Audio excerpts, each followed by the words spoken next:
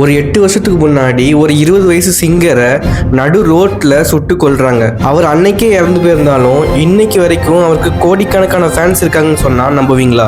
This is 100 days 100 success stories day 40. இந்த மாதிரி இன்ட்ரெஸ்டிங்கான வீடியோஸ்க்கு நம்ம பேஜை மறக்காம ஃபாலோ பண்ணிக்கோங்க.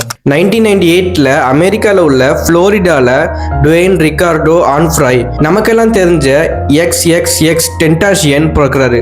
இவரோட சின்ன வயசுலயே தன்னோட அப்பா கிட்ட இருந்து நிறைய கெட்ட விஷயங்களை கத்துக்கிறாரு.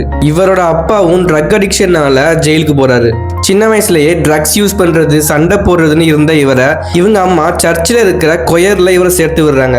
அங்கதான் மியூசிக் மேல இன்ட்ரெஸ்ட் வந்து சாங்ஸ் எழுதி பாட ஆரம்பிக்கிறாரு. இருந்தாலும் இவருக்கு இருக்கிற ட்ரக் அடிக்ஷனால போலீஸ் இவரை அரெஸ்ட் பண்ணி சீர்திருத்த பள்ளியில சேர்த்து விடுறாங்க.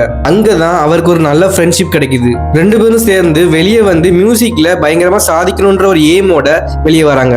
2014ல வைஸ் சிட்டின்ற ஒரு சாங்கை ரிலீஸ் பண்றாரு. பெரிய லெவலுக்கு ரீச் இல்ல, இருந்தாலும் பரவாயில்லன்னு அடுத்த வருஷமே லுக் அட் மீன்னு ஒரு சாங்கை ரிலீஸ் பண்றாரு.